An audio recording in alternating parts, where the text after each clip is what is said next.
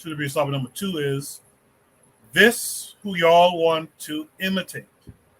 How is Africa going to win the cocoa war? This came with a link, of course, that takes us to TikTok. Hopefully it plays. I don't have a TikTok account. All right. So we'll Ghana and the Ivory Coast are engaged in one of the most important fights in the history of African commerce. It is over cocoa, and the mainstream media isn't talking about it. I'm going to explain exactly what's going on and how this war for cocoa could set a precedent for trade across all of Africa. Pay attention. Africa is called Third World, poor and underdeveloped. But for centuries, Africa has supplied the world with both human and natural resources. Colonialism to build Western empires, slavery to build Western economies, oil to power your cars and machines, rubber for your products, diamonds for your necklaces, cobalt for your phones and computer chips. So why is Africa the poorest continent in the world, but the richest in resources? That is a conversation for another video, so make sure you're subscribed or following for that. Cocoa is the basic and most important raw material of chocolate and is $100 to $150 billion a year industry. Yes, billion with a B. Ghana and the Ivory Coast are two of the major producers of cocoa in the world. However, look at this graphic. Ghana and the Ivory Coast get just 6% of that 100 billion, with the majority of the profits going to Western multinational corporations. This is the kind of business that keeps Africa poor while making the West richer. Ghana and the Ivory Coast boycotted the World Cocoa Foundation meetings in Brussels, Belgium, in protest of these unfair trading practices. In Africa, we ship our resources to the West while we produce nothing of our own. As a Nigerian, how are we a major oil producer yet have fuel and diesel shortages every other day? How? The West then makes products with our resources and then sells those products back to us at inflated prices that they set with an exchange rate to their advantage. Exchange rate is another area I will be focusing on in a future video. When I was young, I could buy a crate of Sprite for 24 Naira in Lagos. I don't think 24 Naira will buy me one drop of Sprite today. So the West makes profit twice, with the purchase and resale of the raw materials, and then the sale of the product made with those raw materials back to us. It's the perfect hustle. So Ghana started producing its own chocolate to compete with the big boys in chocolate manufacturing. This kind of self-sufficiency is how Africa will rise. And in that vein, here are 7 Ghanaian chocolate brands you should all look out for. While this initiative is a great move for Africa, this won't be easy for Ghana. CocoaBot, the Ghana Cocoa Authority, uses cocoa as collateral for cheap loans from the US. There's actually a Ghana-free zone in Ghana that rewards cocoa producers who export at least 70% of their produce abroad. Yes, they are incentivized not to keep their cocoa in Ghana because Ghanaian cocoa is a major part of how they stabilize the exchange rate, a classic leverage tactic of the West on African natural resources. On top of this, Ghanaian children are suing one of the top European chocolate companies for child labor and unsafe working conditions, as they are forced to do the work due to the extreme low wages paid to cocoa farmers while these companies make billions. If Ghana and the Ivory Coast win this war for cocoa, Africa wins, and it will change the fate of the entire continent. If you would like to support my work, you can become an official supporter from the link on my profile, where you can also follow my free podcast and newsletter, and grab a copy of The Crusaders, a graphic novel in English or French, a series about a team of Nigerian siblings who go around the world reclaiming stolen African history, one adventure at a time. All right. Is this who y'all want to imitate? How is Africa going to win the cocoa war? Let me start with Oni. Oni, is this exploitation? And I think you know why I'm asking that question, but go ahead. Oni, if you're speaking, we can't hear you. Okay, I guess Oni's not there. Let me go to Bakari. Bakari, what say you to this?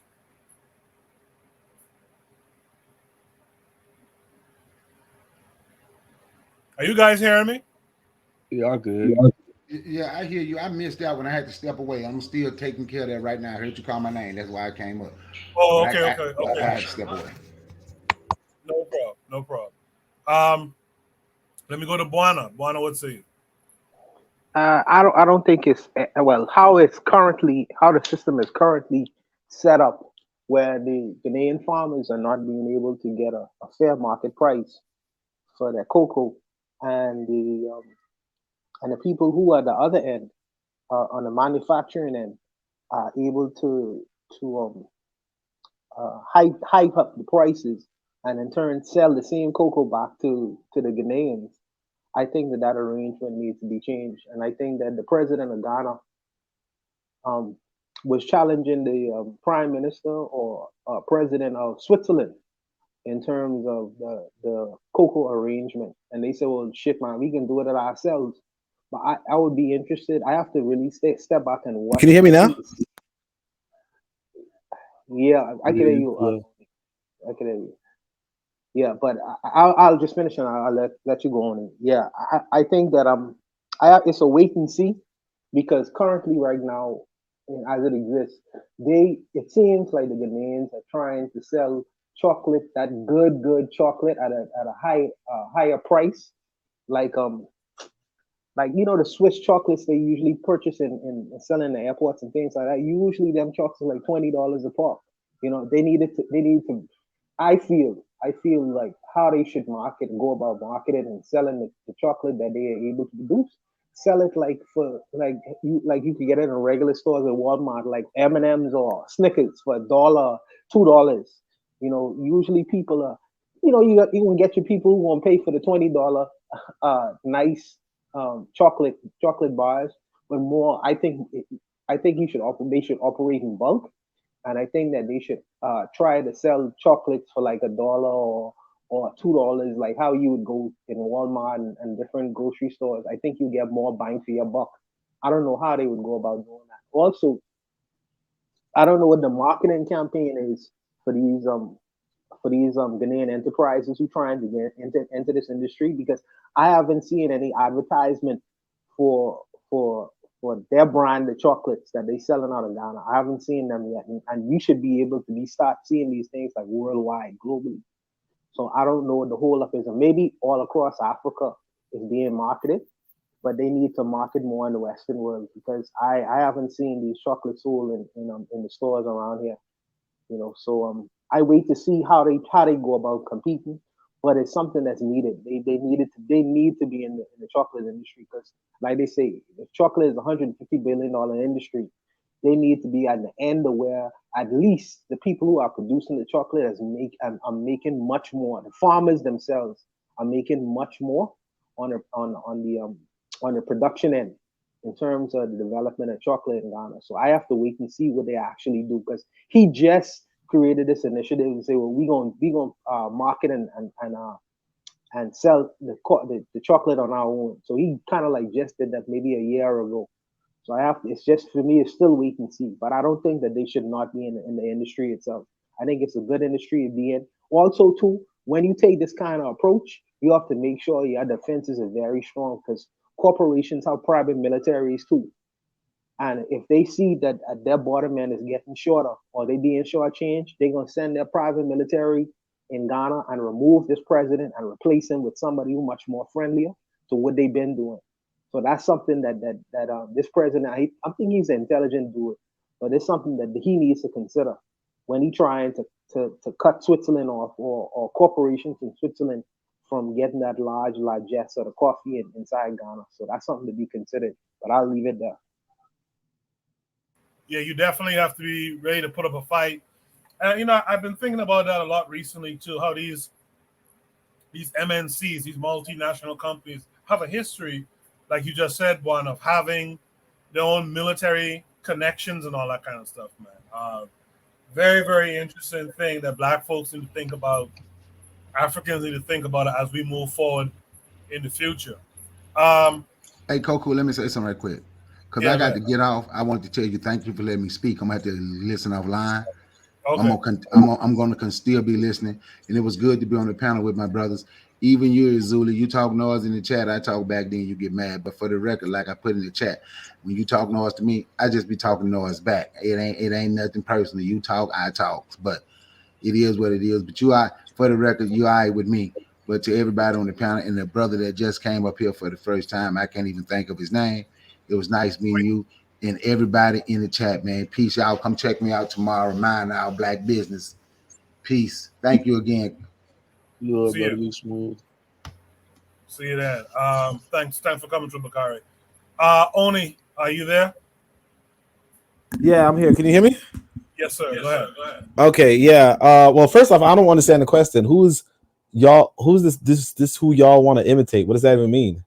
Like who's a reference? But how is Africa gonna, I mean, so I think you asked me whether it was exploitation.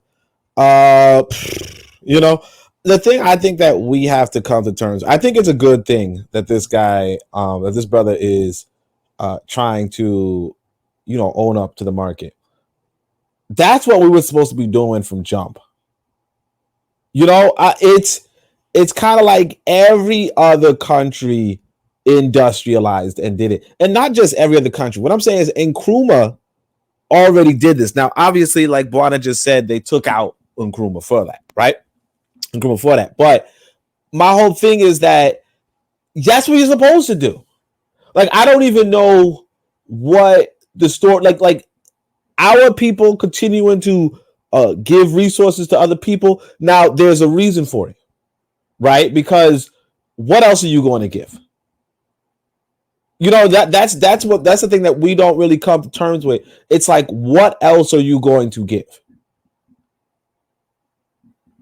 Right? Even so, if you say, hey, you know what? We don't have to give anything. That's fine. The trouble is that you want to get so much. And that's how it is with a lot of our people. And that's how it is with, it's how with a lot of our people. We want everything. We want internet. We want the PS5. We want the Jordans. We want so on and so forth. Because we want these things, we have to give something to get them. Right? Oftentimes, luckily for us in America, we have money. You know what I mean? But if you don't have money, right? If your quote unquote government's not just printing money and handing it to you, then obviously you have to think of something to give. And so in the case of Ghana, it was cocoa. And obviously, so I'm just saying, like, if the president is breaking away from that, that's a good thing. I don't even know what the question's about. I think this is just a W for Africa. This is a W for Ghana. And I'll just say this. I think that Black people, particularly those who don't know, like who haven't gone to Africa or don't know like when they want to go to Africa or whatever, or like what country they want to go to for Africa, go to Ghana. Just go to Ghana. This is the African state for us, particularly us in the diaspora and the West African diaspora, particularly us. Just go to Ghana. If you've never touched down to Africa, go to Ghana and go to Kwame Nkrumah's site in Accra, his graveyard, his memorial. Go there. He's buried there. Ask him, what do you need to do? Where do you need to go? All right? That's all I'm going to say. Thank you for that. Oye, what say you? They making the steps in the right direction. I mean, it's always an uphill battle when you're talking about markets. The multinational corporations are the biggest syndicates, and they just go around committing crimes all over the world, and it's unchecked. So, I mean, it's like I said, it's going to take innovation, but I think that they're going in the right direction by holding some of the multinational corporations accountable. I just hope that they continue it and don't, even if they get a settlement, they still try to gain control of the markets, because that's definitely needed. But like y'all previously said, when you start talking about economics, you better have some military power behind it, or it's going to be futile. So they're going in the right direction, though. Appreciate that. Oh yeah, only hit on something too that I always talk about, man. You gotta start thinking about competing, man. We should have been had that mindset to compete. This thing where you're just sitting around waiting to be handed some shit. We got to get off of that. So it's good to see a nation trying to compete. And like Buana said, and what Trigger Happy 262 Plus said in the chat, Ghana has to advertise that chocolate to West African diasporans in the Caribbean, Those of Caribbean descent in the UK and South and Central America. That's where they need to be advertising that chocolate. Get the U.S. chocolate out of there, or at least be next to it, right? You have to compete, and that's how they should go about competing. Let's hear from Razuli. Razuli, you heard everything everyone else had to say. What say you? Well, my point of view is gonna be different. This same thing happened in Haiti when the Clintons destroyed the rice economy of Haiti, and this brother's talking about all the things he wants to do. How are you gonna enforce that? First of all, you come up to the how our men who are leading your country didn't realize that from the get. How are you gonna enforce that? When I say when the question said why to be part of this capitalist, this laissez-faire economy, you got to be ruthless, bro. First of all these is the cocoa feeding your people? You creating crops that's not even feeding your people. That's number one. But number two, yes, he recognizes that. Oh, all of a sudden they recognize. I don't know how your leaders didn't understand that from the get, that in Haiti to be the what they did is they introduced the American rice at a cheaper rate, and then the people went for the cheaper rice. Once the farmers stopped producing their own rice, now they raised the American rice price what people can't even afford. And it's the same template that they use all over Africa. And now we're in 2020. Now people want to be, oh, we got to step up. Bro, what kind of man we have? And this is down to what Dr. Umar is saying, and how do you let another person come to your country? You're a man, he's a man, and you let him dictate what you're growing? And okay, you're gonna reach out to other West African countries. You're gonna reach out. Do you know what is economic hitman is?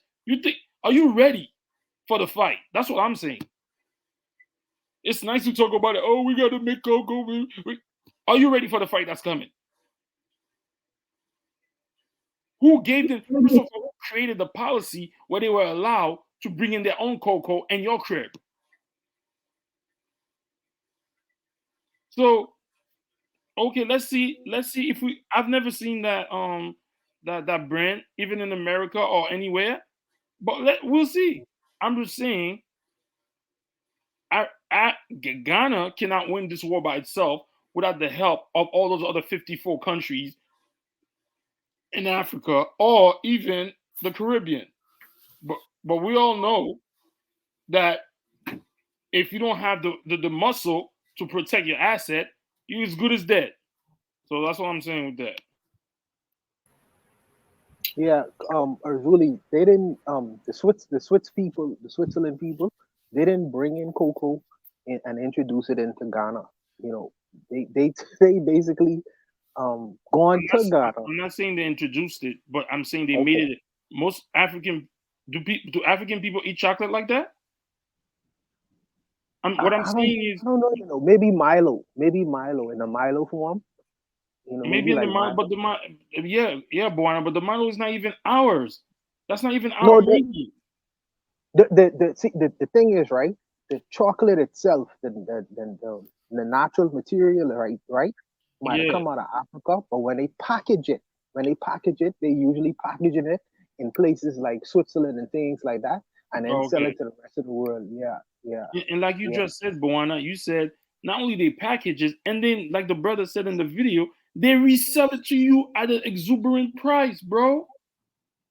And my question is, all these black people who were educated at those high level, Oxford University, Harvard Business, and you let them do that to your own country? Come on, man. Come on. You went to Europe, you came to America, you went to China, you went everywhere, you got that education, but you come back and you still let them do you dirty? Come on, son. There's something wrong with that, man. See, because you thinking, right? See, you thinking, right? That how these corporations are work, right? Is they ain't gonna go to the people who are actually like the farmers and things like that.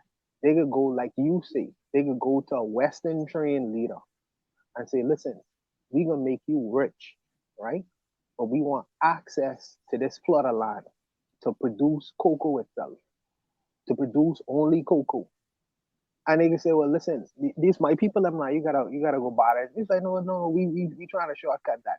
We want this particular line because it's conducive to growing cocoa, and we gonna make you a multi-millionaire. You and your small little family business. Yeah, you and your family and your cousin.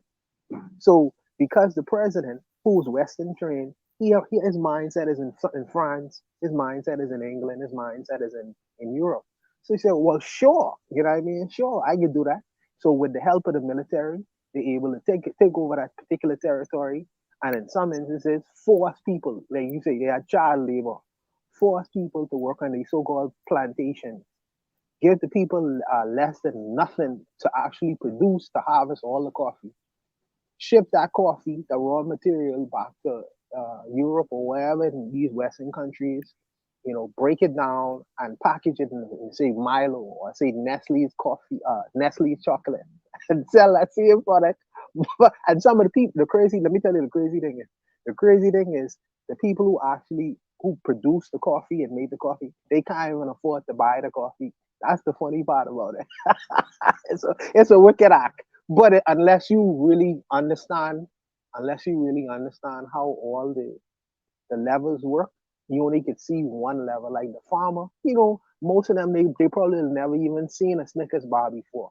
They usually don't end up seeing the end product. They understand that they going out and producing the material itself, but usually a lot of these people who in the fields themselves producing the coffee, they usually never see the end product and how that look. They usually never seen it.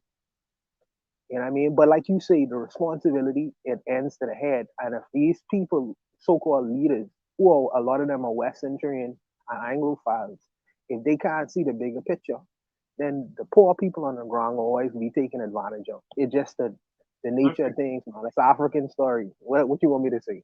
That's exactly what it is, Bowana. It's not even only in Africa. It's all in the Caribbean too, bro. Like the farmer, the regular, the middle class people, the lower class, they're all at the mercy of these people, so-called leaders, who are selling the people out just because for some trinkets. And then this guy is on like the way he's talking, bro. Is he ready? Are we ready? That's what I said. The only thing I would say is people like yourself, you know, because I don't leave it to the governments. Usually, I leave it to the small, the business minded men who say, man, listen, man, if they could sell Snickers, why they can't sell his Woolies why they can't sell his Woolies in Walmart and the grocery shop? So people like yourself, you can't win these wars without the muscle, bro. I don't care how. You could get muscle. You could get muscle. You could get muscle in Africa with Urzuli. You could get muscle. Not this little muscle. I'm not in the gym. This ain't gonna work out to nothing. I'm not talking about these muscles yet. Well, I'll leave it. I can leave it.